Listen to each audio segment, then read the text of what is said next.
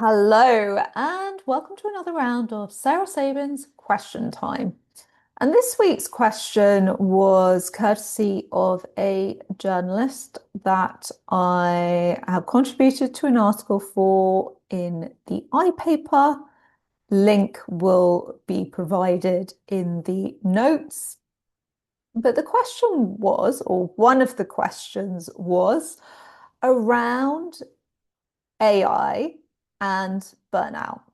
So her specific question was, do you believe that AI will reduce cases of burnout within the workplace? And I said to her, no. Yes and no. It's my favorite answer to everything. I said yes in some ways. However, burnout is multifactorial. It's not just one specific factor, and if you fix that, everything will be wonderful. There are numerous factors that feed into it. I'm just going to go through a couple of those today. I'm also going to talk about AI. So, as you know, I talk a fair bit about AI. I think it's wonderful in a lot of ways and has a lot of potential for streamlining and making things more effective in the workplace and making manual processes easier because the AI can help with that.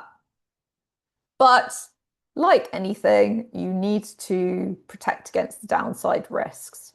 So, on the basis that you are actually doing that, AI can help you do your job better if you employ it strategically and in the right way to save time so you can free up time to focus on higher value activities that involve your creativity, your critical thinking, etc.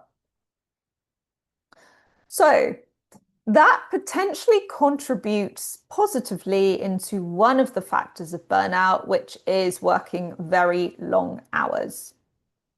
So, if you can reduce those hours, then yes, potentially that's going to have a positive impact on your energy levels. But here are a few other factors to consider in relation to burnout. So, number one, you want to look at how you feel at work. So, if you feel unappreciated, if you feel overlooked at work, that is going to really create an emotional burden and an emotional drain. And that is going to make you feel far more tired over time because recurring thoughts lead to draining emotions, and that will inevitably increase the feelings of you feeling tired, demotivated, disengaged over time, which contributes towards burnout. So that's one thing to think of. Secondly, and this links into AI as well, continuously doing tasks that you find monotonous and boring. So, there is a caveat here. So AI can take away some of those tasks, which should have a knock-on impact on your levels of motivation at work if you're focusing more on your time on the things that you actually like doing. However, there will always be things that perhaps we don't like so much, but we find ourselves doing. And here's the thing that can make a difference. If you are tied into a bigger meaning or purpose of what you're creating, that can actually help to counteract some of the downsides of what you might be feeling. So I work with clients that work very long hours. They travel a lot for work, but they do have a lot of energy. And part of that is because they really care about what they're doing. They really care about the impact that they're making. They're very strongly connected to their purpose. They're very strongly connected to their why. Here's some examples of that. So, famous story in the 1960s of a journalist going to NASA and asking people about what they do. He meets the janitor, he asks the janitor what he does, and the janitor says, I'm helping to put a man on the moon. So he was very strongly tied into that exciting mission and purpose, so much so that he talks about that rather than the actual function of the job that he's doing. And there's another analogy as well that I like to use.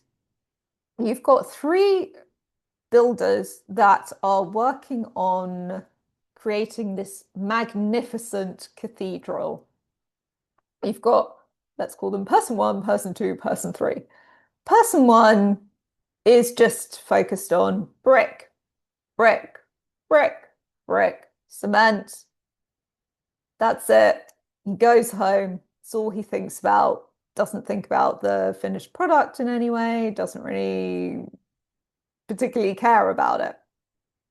Person two is someone that has some idea of the bigger picture and vision. So he knows that he's finding the day-to-day details boring. He's not really a big picture thinker, though. He's more someone that wants to climb up the ladder. So he has his sights on maybe having his own building company one day. So that's person two. And person three is very strongly connected to the beauty and the purpose of what it is that he's building. He's creating something that he cares deeply about. Now, person three is most likely to be someone who does the job the best because they know that every brick is contributing to this creation of this bigger picture.